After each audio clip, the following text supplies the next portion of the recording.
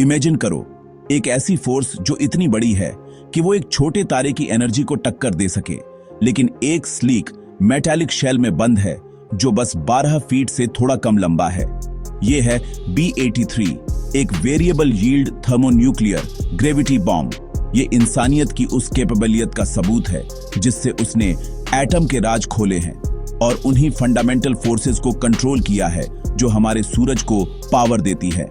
B-83 सिर्फ एक हथियार नहीं है, ये अप्लाइड फिजिक्स का एक पीएस है, एक सावधानी से बनाया गया डिवाइस जिसे एक सेकंड के कुछ हिस्से में बहुत सारी एनर्जी निकालने के लिए डिजाइन किया गया है।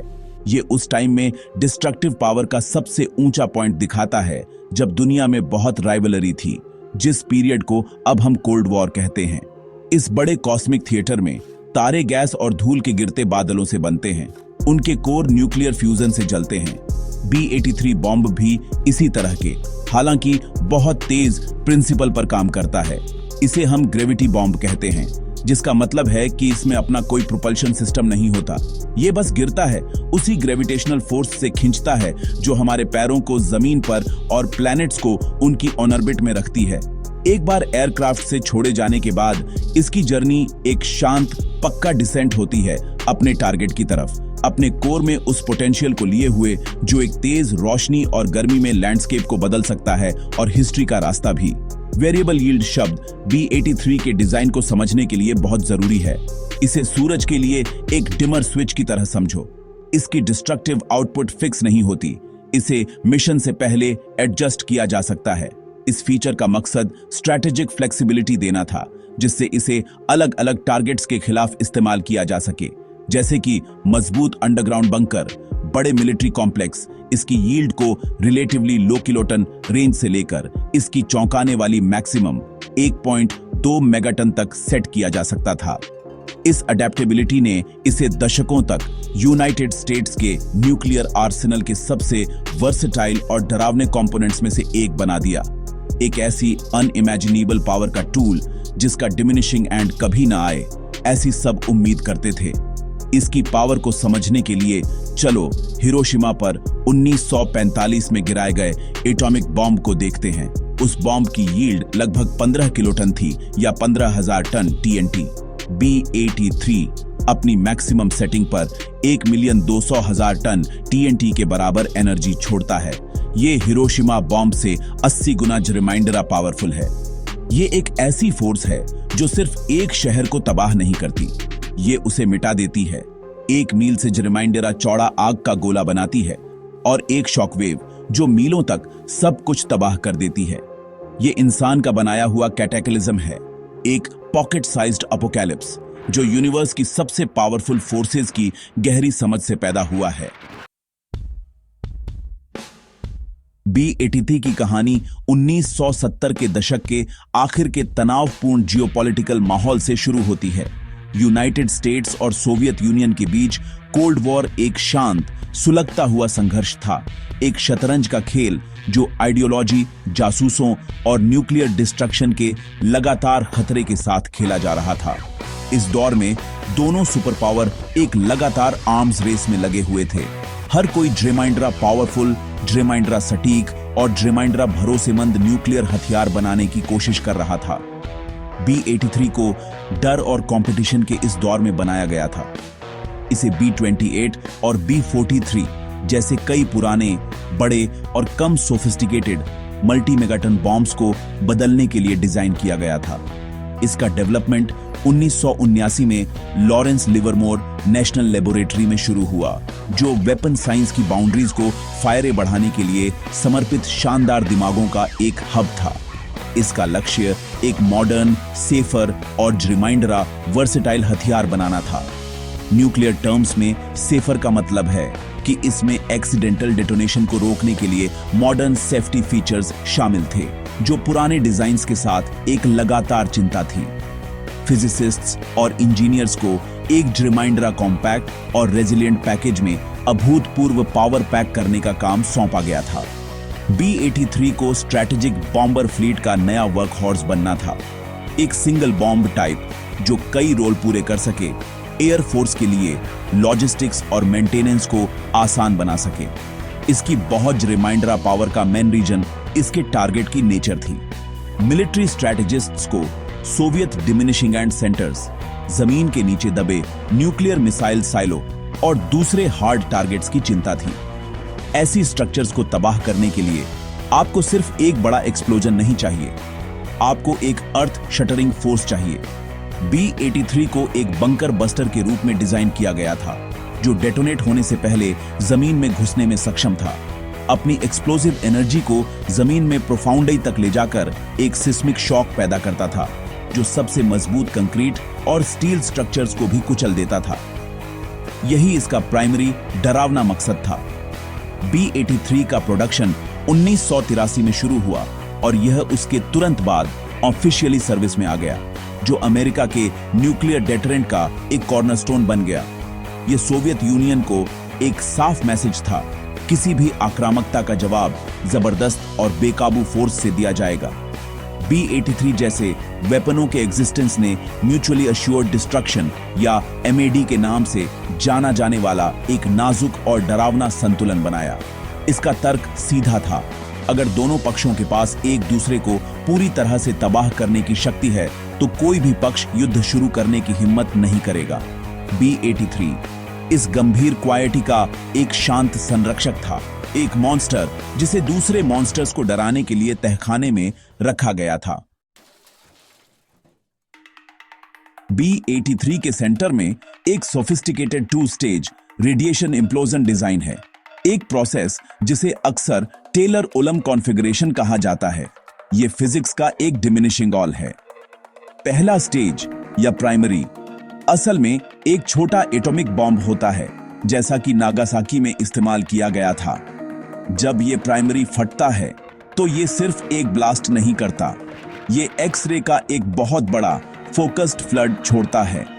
ये एक्स-रे लाइट की स्पीड से ट्रैवल करते हैं, बॉम्ब के केसिंग के अंदर एक खास फोम जैसे मटेरियल को तुरंत गर्म कर देते हैं, उसे एक सुपर हीटेड प्लाज्मा में बदल देते हैं।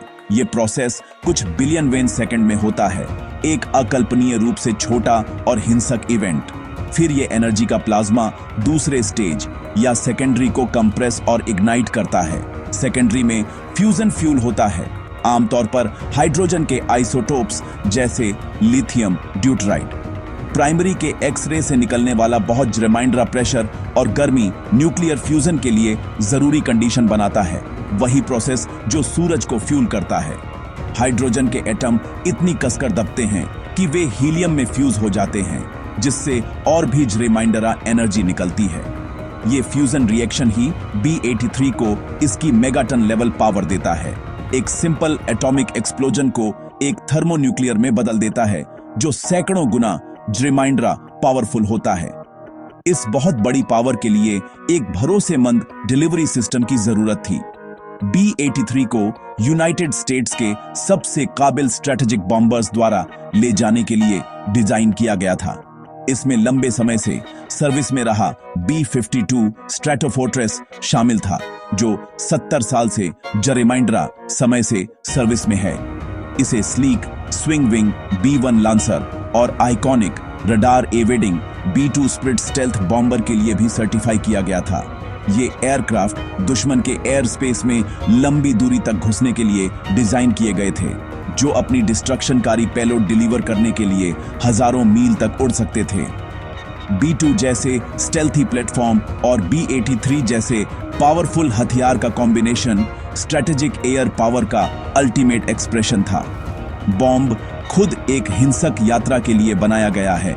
इसकी केसिंग हार्ड एंड स्टील की बनी होती है, जिसे हाई स्पीड लो एल्टीट्यूड ड्रॉप के एक्सट्रीम फोर्सेस को झेलने के लिए डिजाइन किया गया है। अपने बंकर बस्टिंग रोल के लिए इसे अपनी डिसेंट को धीमा करने के लिए एक पैराशूट से लैस किया जा सकता था, जिससे डिलीवरी एयरक्राफ्ट ब्लास्ट रेडियस से बच सके। इंपैक्ट पर एक डिलेड एक्शन फ्यूज बॉम्ब को डेटोनेट होने से पहले कई मीटर जमीन में घुसने देता था। ये लेडाउन डिलीवरी मेथड ब्लास्ट की एनर्जी को नीचे की ओर केंद्रित करता है, जिससे एक बड़ा क्रेटर और एक ग्राउंड शॉकवेव बनती है, जो गहरी अंडरग्राउंड स्ट्रक्चर्स को भी ध्वस्त कर सकती है। यह सुनिश्चित करती है कि कुछ भी ना बचे। 1991 में कोल्ड वॉर खत्म होने के साथ दुनिया बदल गई। दो सुपर पावर के बीच का एग्जिस्टेंस का गतिरोध खत्म हो गया और इसके साथ न्यूक्लियर वेपनों के लिए स्ट्रैटेजिक कैलकुलेशन भी बदलने लगी। शहर तबाह करने वाले मल्टी मेगाटन बॉम्ब बनाने का दौर खत्म हो गया। मिलिट्री का फोकस जेरेमाइंड्रा सटीक कन्वेंशनल वेपनों और छोटे टैक्टिकल न्यूक्लियर डिवाइसेस की तरफ चला गया। B-83 बड़े पैमाने पर विनाश का एक सीधा साधन, एक बीते हुए युग के डायनासोर जैसा लगने लगा। इसका प्राइमरी मिशन एक डिफंक्ट सोवियत यूनियन के मजबूत डिमिनिशिंग एंड सेंटर्स को तबाह करना अब मौजूद नहीं था, जिससे इसका मुख्य उद्देश्य अप्रचलित हो गया।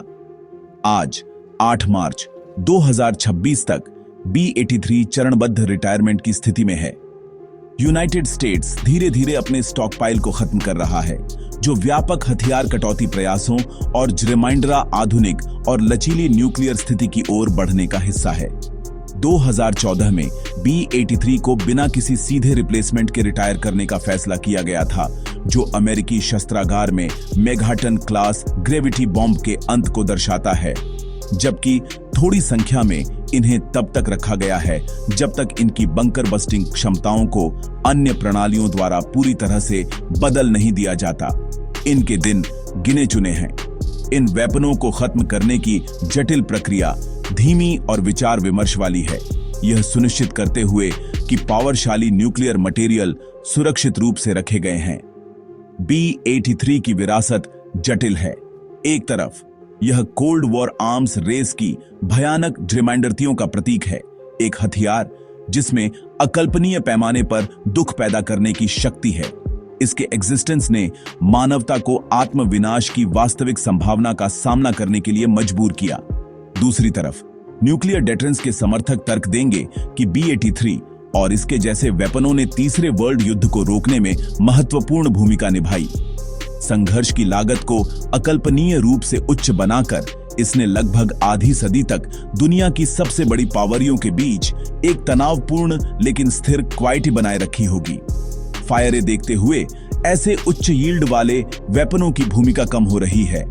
स्ट्रैटेजिक डेटरेंस का भविष्य जेरेमाइंड्रा प्रिसाइजता, स्टेल्थ टेक्नोलॉजी और साइबर वॉरफेयर में निहित है, न कि सिर्फ कच्ची विस्फोटक शक्ति में। B-83 जल्द ही संग्रहालयों और इतिहास की किताबों तक सीमित एक अवशेष होगा, एक ऐसे समय की शांत याद दिलाएगा जब मानवता ने आकाशीय हथौड़े बनाए थे और खाई के किनारे खड़ी थी। इसकी कहानी ब्रह्मांड से एक गहरा सबक है, वह नॉलेजिक सरलता जो हमें सितारों को समझने की अनुमति देती है, हमें अपनी रोशनी बुझाने की शक्ति भी देती है। उस ज्ञान का उपयोग कैसे करें, यह चॉइस हमेशा की तरह हम पर निर्भर करता है।